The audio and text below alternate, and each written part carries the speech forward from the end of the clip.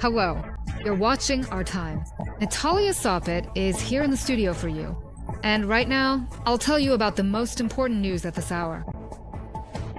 In Ukraine, together with world leaders, we are getting closer to a possible end to the war. This was stated by the head of the Ukrainian state, Volodymyr Zelenskyy, during a meeting with journalists. He emphasized that the situation in Ukraine has no parallels in the world. At the same time, the president is confident that recently, there are now prerequisites for real progress toward peace. Above all, this has been made possible by the efforts of American President Donald Trump, emphasized Volodymyr Zelenskyy. We have come closer to a possible end to the war. I'm telling you this for sure. This doesn't mean it will definitely end, but President Trump has achieved a lot in the Middle East. And riding this wave, he wants to end Russia's war against Ukraine. That's the mood he has in the world right now. Let's put all our efforts together now and end Russia's war against Ukraine. We're taking steps in this spirit, tomahawks and so on. And these are new steps, and they really are putting pressure on Russia. Volodymyr Zelenskyy, president of Ukraine, in a statement to Ukrainian media. Volodymyr Zelenskyy also stated that during his visit to Washington, he discussed the possibility of signing a contract to supply Ukraine with 25 Patriot systems. The president emphasized that this is exactly the request he received from the Air Force of the Armed Forces of Ukraine. However, the delivery can't be made all at once, since the manufacturer of the Patriot systems already has a production queue for other countries. Ukraine will receive different numbers of air defense systems in different years, the head of the Ukrainian state summarized. Meanwhile, Russia continued its attacks on Ukrainian cities and villages. On Monday night, the Russians launched 3 Iskander-M ballistic missiles and 60 drones at Ukraine, according to the Air Force of the Armed Forces of Ukraine. Ukrainian air defenders neutralized 38 drones of various types in the north, south, and east of Ukraine.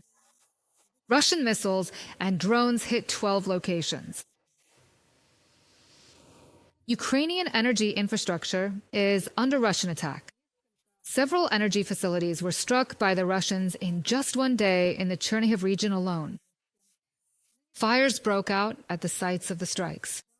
Tens of thousands of homes were left without power as a result of the attacks.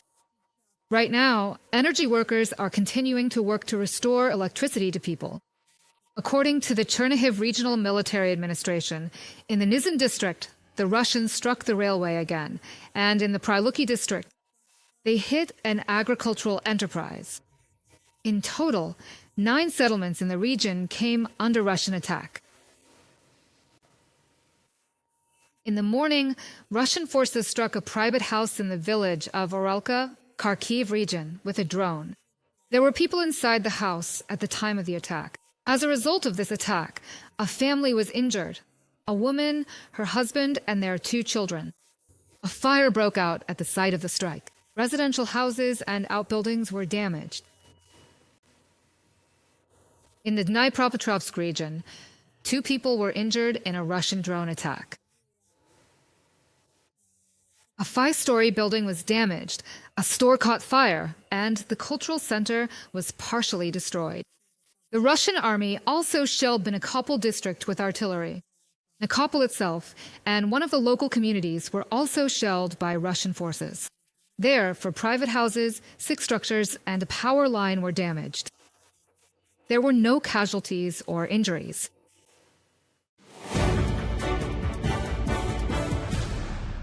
Ukrainian President Volodymyr Zelenskyy should participate in the Trump-Putin talks in Budapest, according to the EU. This was stated today by the head of European diplomacy, Kallas, ahead of the meeting of EU foreign ministers in Luxembourg. She expressed disappointment that the Russian dictator will officially visit one of the EU countries, since there is an international warrant for his arrest there. However, Kallas hopes that Trump will be able to force Putin to make peace. I would like Zelenskyy to meet with Putin because they are the ones who need to reach an agreement on this issue. So, as I already said, Trump and Putin are meeting. But let's see what comes of it. I think it's important for President Zelenskyy to also meet with Putin so they can discuss what can be done. If America has enough power to put pressure on Russia and force it to come to the negotiating table, and if they use that, then of course it's good if Russia stops this war. The head of European diplomacy, Kaja Kallas, also announced that the EU plans to adopt the 19th package of sanctions against Russia as early as this week. She predicts that the new restrictions will be approved at the meeting of EU country leaders on Thursday, October 23rd. According to Kallas, there are currently discussions within the bloc's countries on how to effectively combat Russia's shadow fleet. Also this week, the European Union may make a new decision regarding the use of frozen Russian assets. EU Ambassador to Ukraine, Katerina Madernova, reported this in an interview with Ukrainian media. According to her, Brussels is already directing the income from Russia's frozen funds to finance the supply of weapons for Ukrainian defense forces. And the development of mechanisms for the further use of Russian assets is ongoing. I completely agree that the Russian Federation has violated every law that exists in international law. We froze Russian assets and placed them in separate accounts. All G7 countries have done this, and most of these assets are located in Europe. And further, in 2024, we began to use the deposits from these loans. And in this way, we provided Ukraine with weapons. I hope that this week we will see further decisions.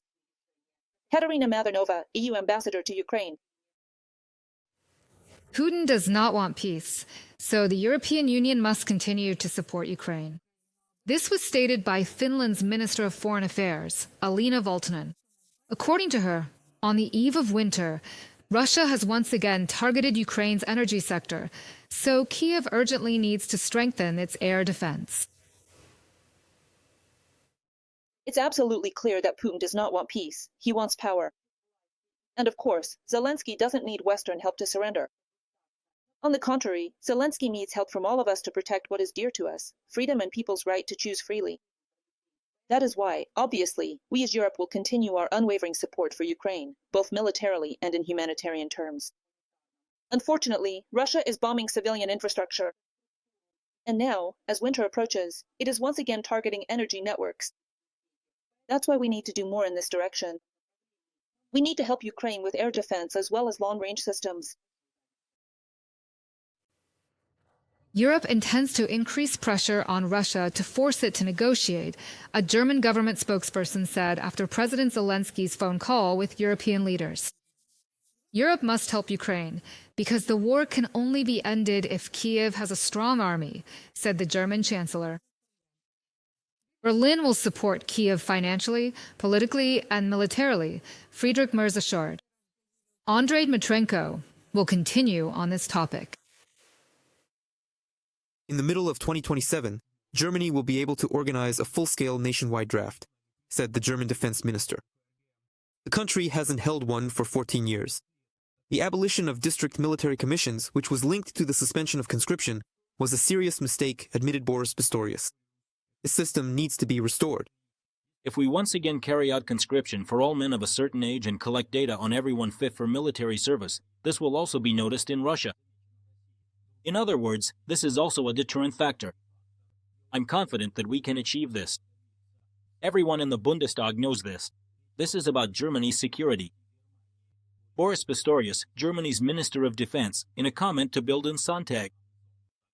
Army reform is one of the main issues on the Bundestag's agenda. Debates on the conscription mechanism were held in the German parliament.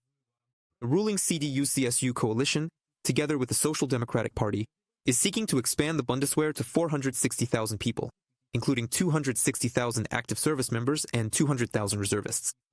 We're talking about recruiting volunteers, so the subject of discussion remains how to ensure the necessary number of conscripts if there aren't enough willing participants. This issue deserves honest and open discussion because it affects the lives of so many people, ladies and gentlemen. And this is a matter of security.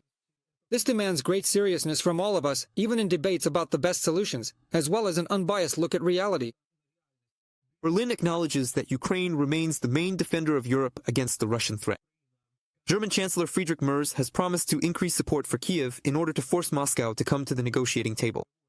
The future peace agreement should take Ukrainian interests into account as much as possible, and Europe's task is to maximize pressure on the aggressor, according to the German foreign minister. We must always remember that Russia is interested in more than just Ukraine. Russian aggression is directed against all of Europe and NATO. We hear this from Moscow quite often, and we are increasingly seeing how Russia is testing NATO's resolve. To prevent further escalation of Putin's extremely dangerous game, we must continue to limit his ability to threaten us. This includes depleting Russia's military budget. Berlin supports the confiscation of Russian assets held in European accounts. The higher regional court in Frankfurt am Main has opened a case on the confiscation of 720 million euros from the account of a Russian bank that has been under European sanctions since 2022. On October 16th, the newspaper Die Zeit, citing court documents, reported that the process was initiated by the German Federal Prosecutor's Office. The name of the bank has not been disclosed, but it is known that the confiscation procedure was initiated due to a violation of the ban on disposing of funds frozen in connection with Russia's war against Ukraine. The bank tried to withdraw the money, but the transaction was declined. Germany is also discussing economic pressure on the aggressor country at the G7 level. The finance ministers of the G7 countries have reached a consensus that we are all committed to ending the aggression, achieving a just peace, further increasing pressure on Putin, and raising the costs for the Kremlin in this war. We are united on this issue. We agree to continue supporting Ukraine and are ready to take additional measures to deliver a tangible blow to the Russian war economy.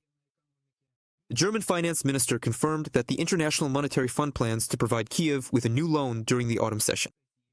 On October 15th, Ukrainian Prime Minister Yulia Sviridenko reported that they held a meeting with IMF Managing Director Kristalina Georgieva and her first deputy. They discussed a new IMF program for Ukraine, which is intended to support the country's economic stability. Andrei Dmitrenko for Frida TV channel.